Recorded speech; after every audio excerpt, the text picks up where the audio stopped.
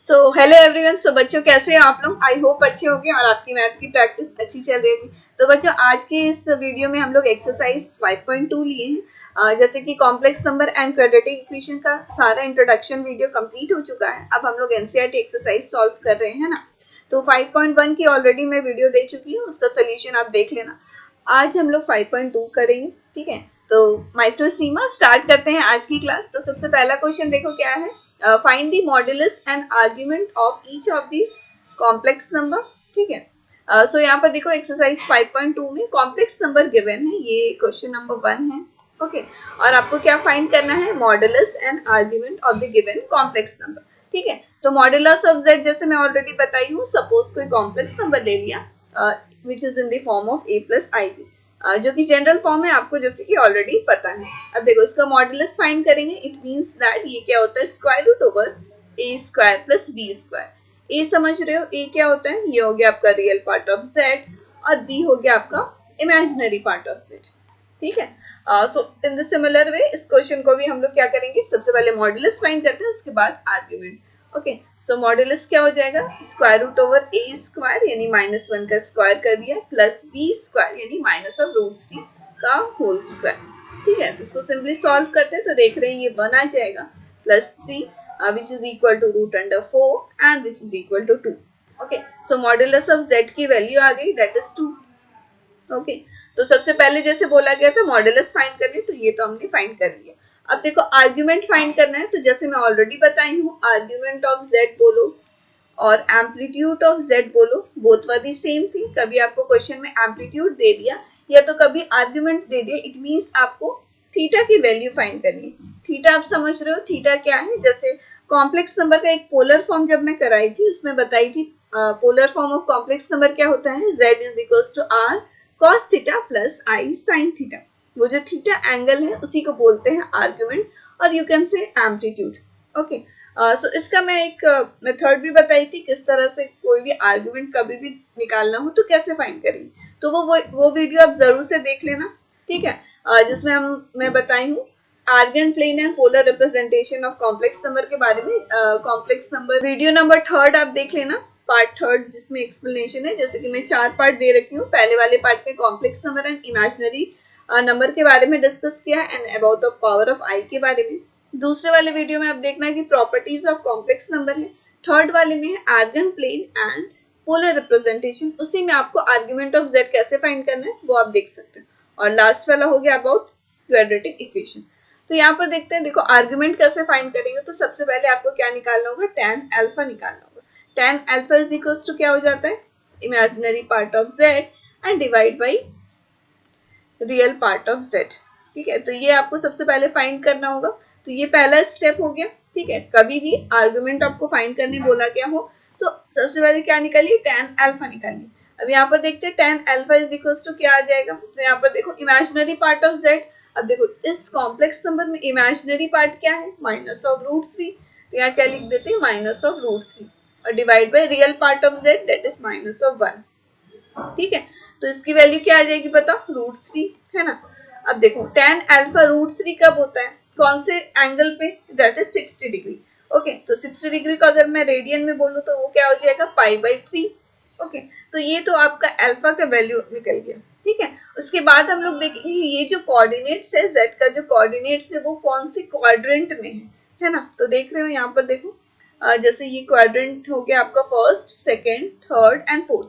अब यहाँ पर क्या देख रहे हैं? साइन आप देखो, रियल वाला पार्ट नेगेटिव है और इमेजिनरी वाला पार्ट भी नेगेटिव है। इट मींस दैट आपका ये जो कोऑर्डिनेट है it lies in third quadrant, ठीक है। कौन से क्वाड्रेंट में है? देखो यहाँ पर देखो it lies in third quadrant. अब थर्ड क्वाड्रेंट में बताओ थीटा की वैल्यू क्या हो जाती है? जैसे मैंने ऑलरेडी बताया हुआ है कि कुछ एंगल्स आपको डिफरेंट क्वाड्रेंट में अलग अलग थीटा एंगल होता है, तो वो आपको याद रखना है। तो यहाँ मैं लिख देती हूँ। तो यहाँ पर देखो फर्स्ट वाले क्वाड्रेंट अगर आया इट मींस दोनों कोऑर्डिनेट अगर प्लस प्लस आ गया तो क्या हो जाएगा? Theta is equals to alpha, है ना। अगर वो सेकंड क्वाड्रेंट में आएगा तो थीटा इज इक्वल्स टू क्या होता है? Pi minus of alpha. और फर्स्ट क्वाड्रेंट में थर्ड क्वाड्रेंट में रहा तो theta is equals to alpha minus pi. और अगर वो फोर्थ क्वाड्रेंट में रहा तो theta is equals to minus of alpha. तो ये सारी एंगल्स आपको याद रखनी है जब भी आप थीटा निकालो या फिर आर्ग्यूमेंट या एम्पलीट्यूड निकालो। जैसे इस क्वेश्चन में आपको आर्ग्यूमेंट बोला गया था ना, तो यहाँ पर क्या देख रहे हैं, दोनों जो कोऑर्डिनेट्स हैं वो नेगेटिव नेगेटिव है। अब बताओ माइनस माइनस यानी माइनस माइनस कौन से क्वाड्रेंट में होता है, आपका थर्ड क्वाड्रेंट में। थर्ड क्वाड्रेंट में क्या है, theta is equals to alpha minus pi. तो यहाँ पर सिंपली आपको क्या लिख देना है, z lies in third quadrant, ठीक है। So theta is equals to क्या हो जाएगा, अल्फा, यहाँ पर देख लो अल्फा माइनस पाई, यानी जो भी आपका एंगल आया है उसमें पाई आपको माइनस कर देना है, that is pi by 3 minus of pi, ठीक है। सो ये बताओ क्या हो जाएगा, सिंपली इसको सॉल्व करना है, ओके।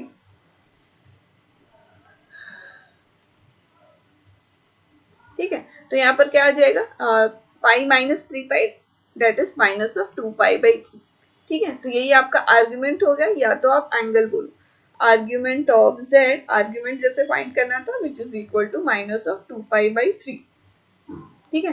तो आपको इसी तरह से सॉल्व करना होगा, कोई भी क्वेश्चन आ जाए, कभी भी कॉम्प्लेक्स नंबर गिवन हो, मॉडुलस ऑफ z निकालना है, तो ये आपका मॉडुलस ऑफ z फाइंड हो गया, और आर्ग्यूमेंट ऑफ z, ठीक है। तो कभी भी आर्ग्यूमेंट ऑफ z फाइंड करना हो तो सबसे पहला स्टेप क्या है कि आप tan अल्फा फाइंड करिए, विच इज इक्वल टू क्या होता है, imaginary part of z divide by real part of z। उसके बाद का स्टेप क्या है, जैसे ये वाला स्टेप में सेकंड वाला में बताई कि आपको देखना है जो कोऑर्डिनेट्स है वो कौन से क्वाड्रेंट में लाई कर रहे हैं।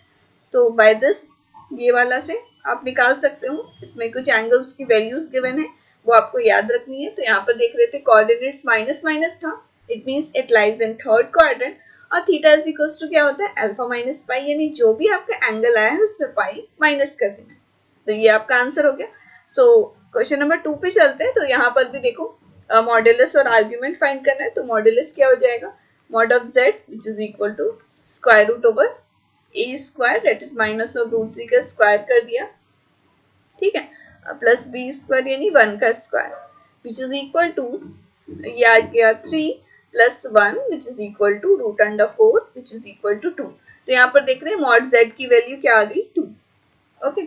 अब देखो इसमें भी सिमिलर है, आर्ग्यूमेंट फाइंड करना है। तो आर्ग्यूमेंट फाइंड करने के लिए जैसे मैं बताई हूँ ऑलरेडी, आपको क्या निकालना है, tan अल्फा निकालना है, विच इज इक्वल टू क्या होता है, imaginary part of z divide by real part of z, ठीक है। तो यहाँ पर देखो इमेजिनरी पार्ट आपका क्या है, ये वाला बताओ, यहाँ पर मैं लिख देती हूँ, रियल पार्ट ऑफ z क्या है, माइनस ऑफ रूट 3। तो जितने भी टर्म्स बता रही हूँ ना, कोई भी कॉम्प्लेक्स में रियल पार्ट क्या है, इमेजिनरी पार्ट क्या है, तो ये सारी चीजें जितने भी टर्म्स में बता रही हूँ, ये सारी चीजें ऑलरेडी मैं डिस्कस कर चुकी हूँ, इसका जो एक्सप्लेनेशन वाला वीडियो है, ओके, तो आप देख लेना। और आपको प्लेलिस्ट इजीली मिल जाएगा, कॉम्प्लेक्स नंबर का आप देखना सारा, उसमें हर एक्सप्लेनेशन वाले जो वीडियोस है वो भी रहेंगे, और एनसीईआरटी क्वेश्चंस भी है, और आप देख सकते हो आर डी शर्मा के एमसीक्यू क्वेश्चन भी मैंने करवाया है, ठीक है। तो यहाँ पर देखो इमेजिनरी पार्ट ऑफ z क्या है, 1 है, ओके।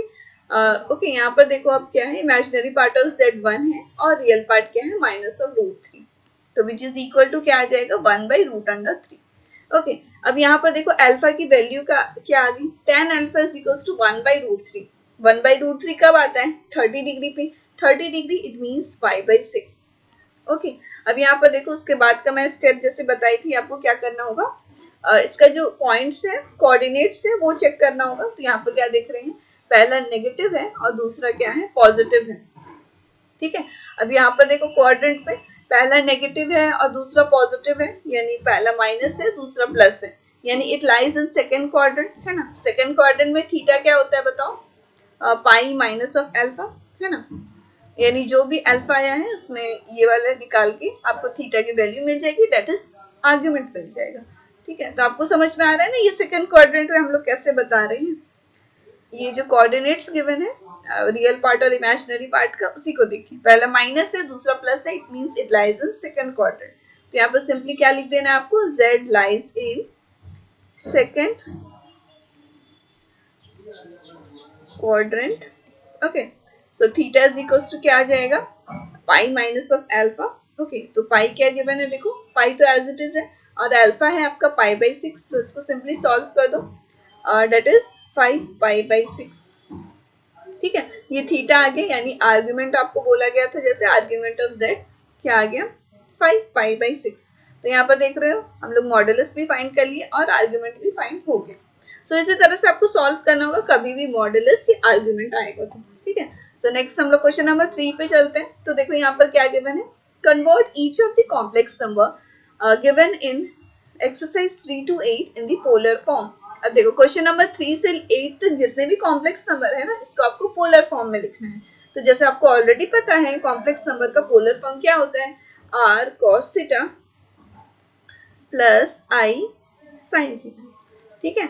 और इसी r को हम लोग क्या बोलते हैं, मॉडुलस ऑफ z, और ये थीटा आपका आर्ग्यूमेंट हो गया। जैसे आप प्रीवियस क्वेश्चन से अभी तक निकाल रहे हो, तो आपको सिमिलर क्या करना है, मॉडुलस फाइंड करना है, उसके बाद आर्ग्यूमेंट फाइंड करना है, उसके बाद ये वाला जो उसके बाद ये जो पोलर फॉर्म है इसमें आपको वैल्यूज को पुटअप कर देना है, ठीक है। तो यहाँ पर देखो r और you can say modulus of z, ये क्या हो जाएगा, square root over a square plus b square, यानी इमेजिनरी पार्ट का स्क्वायर, दैट इज -1। तो यहाँ पर क्या आ जाएगा, देखो 1 + 1 विच इज इक्वल टू √2, ठीक है। तो मॉड z की आपको वैल्यू पता चल गई, दैट इज r की वैल्यू पता चल गई, क्या होगा, √2। अब यहाँ पर देखो आपको r की वैल्यू तो पता चल गई, आपको थीटा भी फाइंड करना है। तो थीटा फाइंड करने का क्या मेथड है, क्या स्टेप है, तो सबसे पहले आपको tan अल्फा निकालना है। तो ये क्या हो जाता है, imaginary part of z and divide by real part of z, ठीक है। यहाँ तक समझ में आ रहा है किस तरह से लिख रहे हैं। अब देखो इमेजिनरी पार्ट इसमें देखो क्या है, -1 और divide by real part that is 1, तो विच इज इक्वल टू 1 आ गया। अब देखो tan alpha is equal to, यहाँ पर क्या देख रहे हैं, 1 आ गया है। इट मीन्स अल्फा की वैल्यू क्या आ जाएगी, tan अल्फा कब 1 होता है, 45 डिग्री, दैट इज 5/4, ठीक है।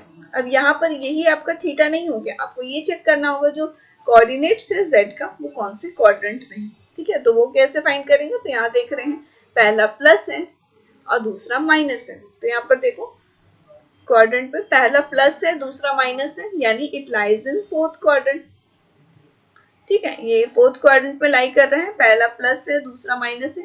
तो आपको ये समझ में आ रहा है ना। तो जैसे फर्स्ट क्वाड्रेंट पे आपको पता है सारे कोऑर्डिनेट प्लस प्लस होते हैं, थर्ड में आपका सारा नेगेटिव होता है, और सेकंड में क्या रहता है, माइनस प्लस, ओके।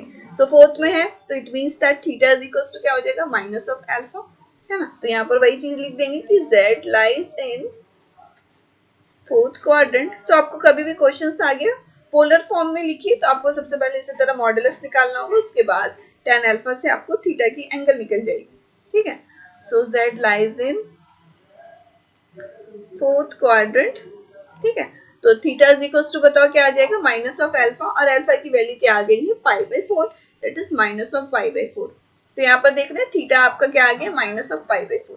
अब यहाँ देखो पोलर फॉर्म ऑफ z आपको बोला गया था जैसे पोलर फॉर्म में लिखना है, तो पोलर फॉर्म क्या आ जाएगा, z is equal to r cos theta, r की वैल्यू क्या आ गई, √2, और cos यहाँ पर देखो माइनस ऑफ π/4 है ना, तो यहाँ पर लिखेंगे minus of π/4 plus i sine minus of π/4, ठीक है। तो इसी तरह से आपको जब भी पोलर फॉर्म में आएगा इसी तरह से लिखना है, ठीक है।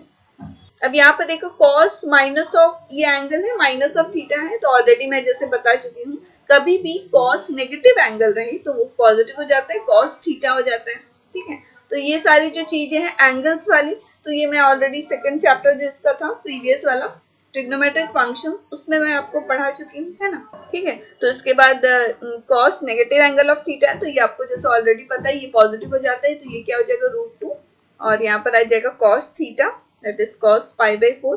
सिर्फ cos और sec ही नेगेटिव एंगल में वो पॉजिटिव में चेंज हो जाता है, अदरवाइज जितने भी ट्रिग्नोमेट्रिक रेशियोज है ना वो माइनस आगे आ जाएगा। जैसे माइनस ऑफ ये है साइन माइनस ऑफ थीटा, तो ये क्या हो जाएगा, माइनस आई साइन थीटा, साइन थीटा की वैल्यू क्या है, π/4, ठीक है।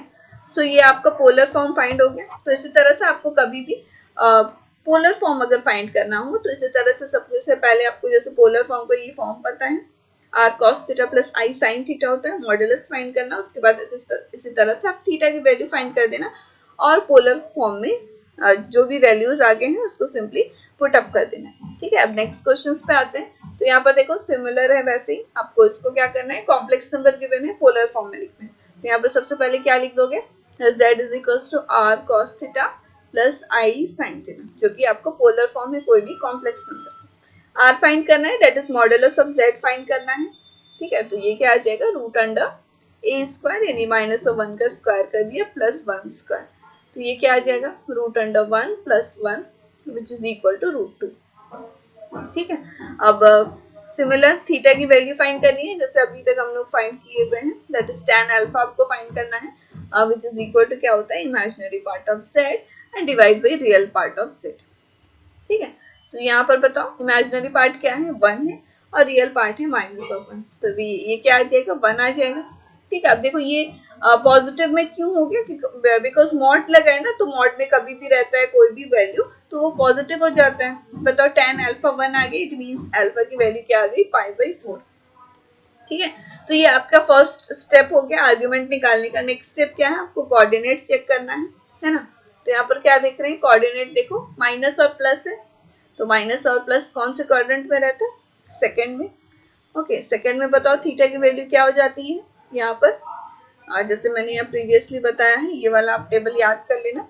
देखो सेकंड क्वाड्रेंट में क्या है, पाई माइनस ऑफ एम, है ना ये वाला। सो सेकंड क्वाड्रेंट पे एंगल क्या रहता है, theta is equal to pi minus alpha, ठीक है। तो यहाँ पर एंगल तो फाइंड हो गया है, तो यहाँ पर क्या लिख देंगे, z lies in second quadrant. तो आपको ये क्लियर हो रहा है ना, सेकंड क्वाड्रेंट पे ये कैसे हम लोग लिख रहे हैं, उसका कोऑर्डिनेट्स आपको सिंपली देखना है, इसके जो पॉइंट्स है -1 है और इमेजिनरी 1 है, तो वो क्या हो रहा है, सेकंड क्वाड्रेंट में लाई कर रहा है, और सेकंड क्वाड्रेंट में थीटा की वैल्यू क्या होती है, पाई माइनस अल्फा, ठीक है। तो अल्फा की वैल्यू अभी आप फाइंड किए, दैट इज π/4। सो इसको सिंपली सॉल्व करो, तो थीटा क्या आ जाएगा बताओ, 3π/4, है ना।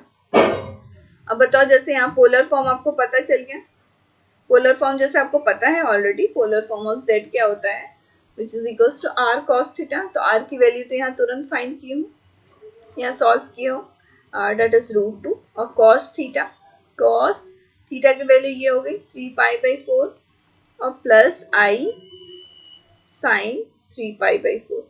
सो इसी तरह से आपको सॉल्व करना होगा कभी भी आप polar form of complex number अगर दिया हुआ है तो, ठीक है।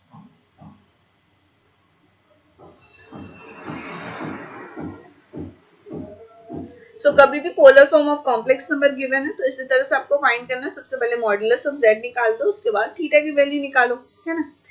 सो नेक्स्ट क्वेश्चन पे चलते हैं, क्वेश्चन नंबर 5। तो यहाँ भी देखो क्वेश्चन नंबर 3 से लेके 8 तक जितने भी क्वेश्चन है ना, सबको पोलर फॉर्म निकालना है। अब यहाँ भी वही चीज हम लोग करते हैं, z इज इक्वल टू क्या होता है, देखो r cos theta plus i sin theta, ठीक है।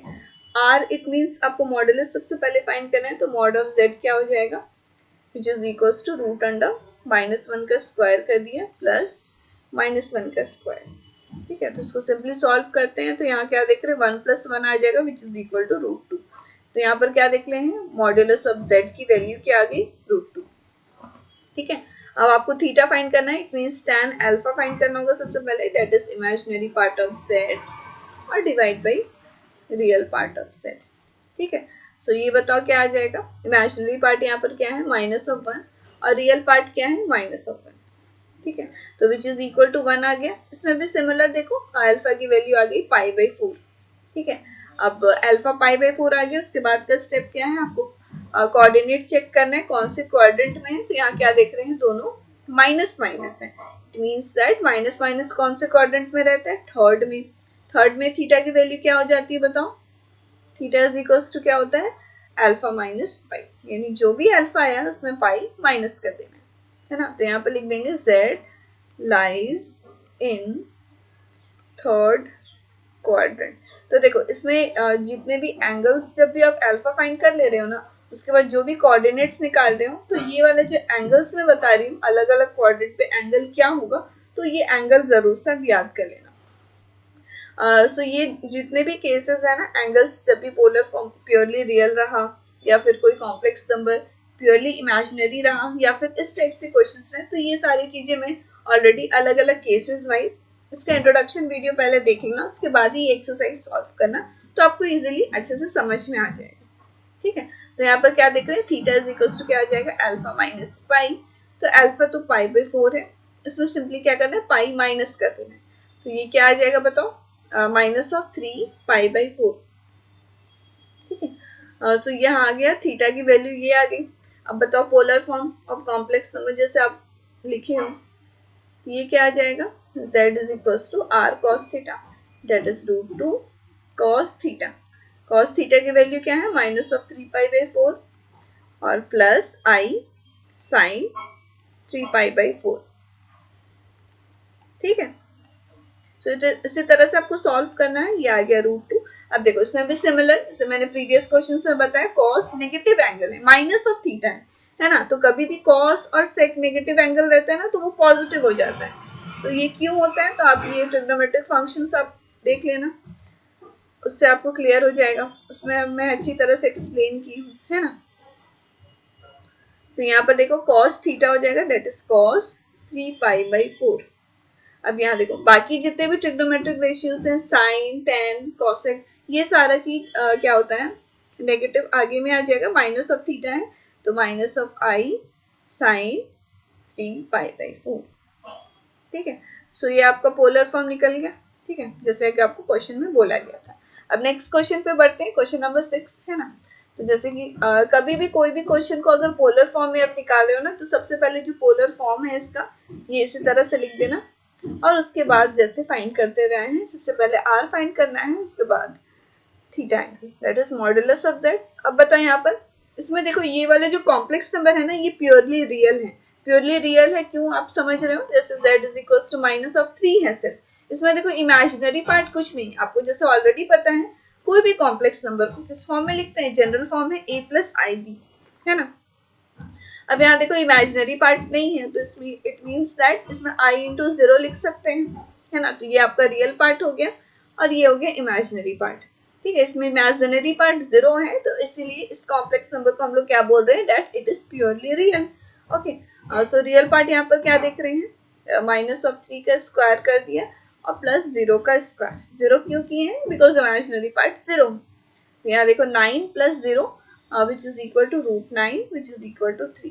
तो यहाँ देखो मॉड्यूलस ऑफ z क्या फाइंड हो गया, 3 डेट इज r आप बोल सकते हो। ठीक है, अब थीटा की वैल्यू चाहिए, इट मीन्स tan अल्फा आपको निकालना है, that is imaginary part of z and divide by real part of z। अब बताओ इमेजिनरी पार्ट क्या है, इमेजिनरी पार्ट तो कुछ नहीं है, 0 है, और रियल वाला माइनस ऑफ 3 है। तो देखो 0 बाई कोई नंबर है तो 0 बाई समथिंग जैसे आपको पता है 0 होता है। ठीक है, तो tan alpha is equals to देख रहे हो 0 आ रहा है, तो tan अल्फा 0 कब होता है, तो यहाँ पर देखो tan alpha is equals to 0, तो tan alpha is equals to 0 कब होता है, 0 डिग्री पर, तो अल्फा इज इक्वल्स टू क्या आ गया, 0 डिग्री। ठीक है, 0। तो यहाँ पर देखो ये तो आपका पहला स्टेप हो गया, अल्फा आप फाइंड कर लिए। उसके बाद का स्टेप क्या है, आपको कोऑर्डिनेट चेक करना होगा कौन से कोऑर्डिनेट में है। अब फिर से वही देखो, यहाँ देखो पहला नेगेटिव है और दूसरा पॉजिटिव है, it means that it lies in second quadrant. तो सेकंड क्वाड्रेंट में क्या होता है, theta is equals to pi minus of alpha, है ना। तो यहाँ पर सिंपली क्या लिख देते हैं, z lies in second quadrant. Okay, तो थीटा इज इक्वल्स टू क्या हो जाएगा, पाई माइनस अल्फा। ओके, पाई माइनस अल्फा। अब देखो अल्फा तो 0 है, तो यहाँ क्या आ जाएगा, सिंपली पाई। तो थीटा की वैल्यू आपको पता चल गया, क्या पाई आ गया। ठीक है, अब polar form of complex number जैसे आपको पता है ये क्या होता है, z is equals to r cos theta. तो r की वैल्यू बताओ क्या है, दैट इज मॉडुलस 3, और कॉस थीटा, थीटा आप क्या निकाले हो, पाई, और plus i sine theta that is sine pi, है ना। तो ये आपका polar form of complex number find out हो गया। तो इसी तरह से आप कभी भी कॉम्प्लेक्स नंबर को पोलर फॉर्म में आएगा इसी तरह से सॉल्व करना। तो अब ये भी देखो क्वेश्चन नंबर 8 तक जैसे आपको बोला गया है, आपको कॉम्प्लेक्स नंबर को क्या करना होगा, पोलर फॉर्म में लिखना होगा। इसका ये जनरल फॉर्म में लिखा हुआ है, that is e plus i b के फॉर्म में लिखा है ना।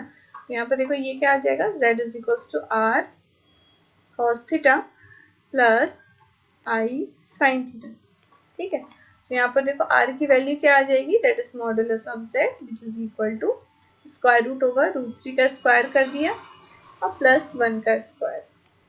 ठीक है, so which is equal to ये क्या आ जाएगा, 3 plus 1 which is equal to √4 which is equal to 2। यहाँ पर देखो r बोलो या मॉडुलस ऑफ z बोलो, इसकी वैल्यू क्या आ गई, 2।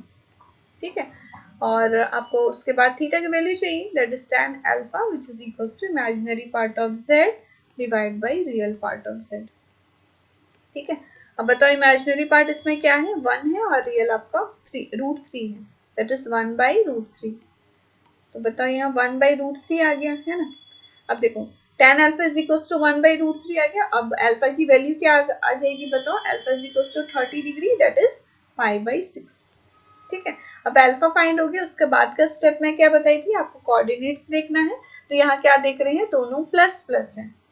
ठीक है, दोनों साइन प्लस है, it means that it lies in first quadrant. आपको जैसे क्वाड्रेंट के अकॉर्डिंग पता है दोनों प्लस प्लस कहाँ पर होता है, फर्स्ट वाले क्वाड्रेंट पे। तो फर्स्ट वाले क्वाड्रेंट में जैसे मैं ऑलरेडी बताई हूँ, अगर z lies in first quadrant तो जो भी अल्फा आया वही थीटा हो जाता है, that is theta is equals to alpha which is equals to 5/6।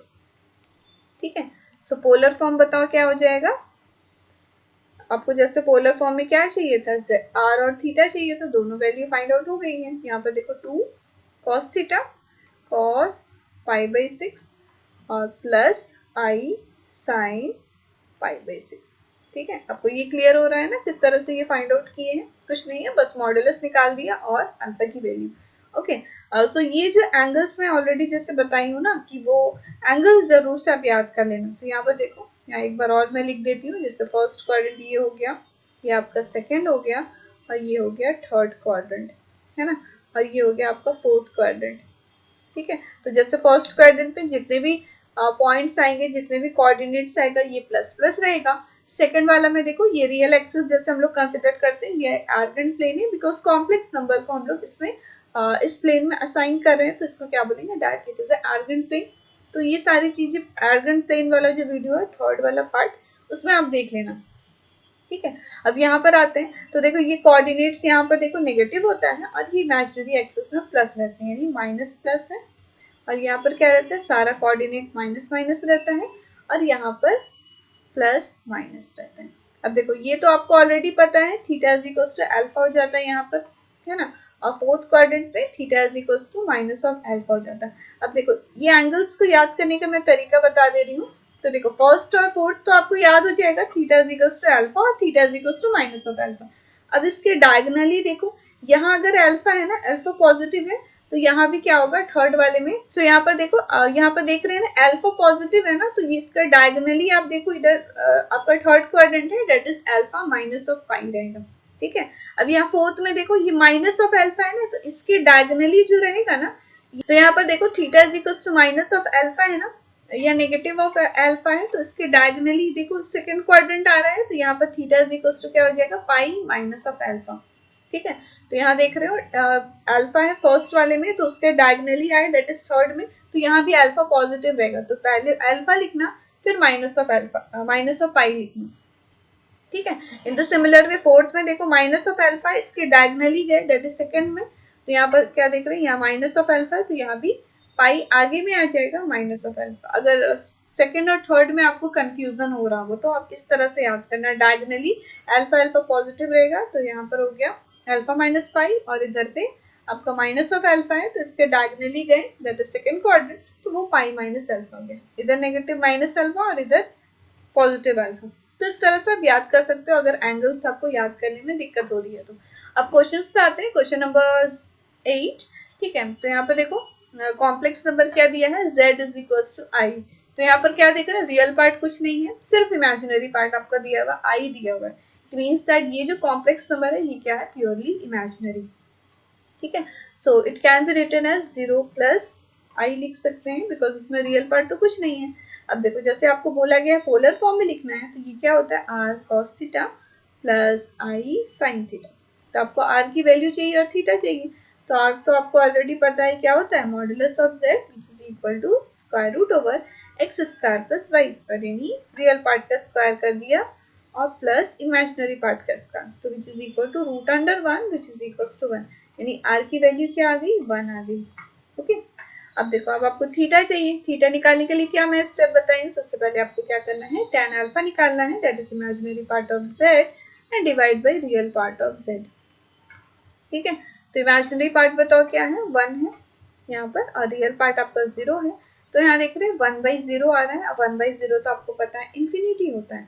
तो देखो tan अल्फा इन्फिनिटी कब होता है, वेल एंगल इज 5/2 90 डिग्री पे, तो एंगल्स अगर आप भूल रहे हो तो जो ट्रिग्नोमेट्रिक रेशियोज का टेबल है 0 degree, 30 degree, 45 degree, 60 degree, 90 degree पर क्या वैल्यूज होता है डिफरेंट ट्रिग्नोमेट्रिक रेशियोज का, तो वो आप जो टेबल है उसको एक बार रिवाइज कर लेना है ना। अब यहाँ पर देखो tan alpha is equal to क्या आ गई, इन्फिनिटी आ गया था, तो अल्फा आपको पता चल गया 90 डिग्री, दैट इज π/2।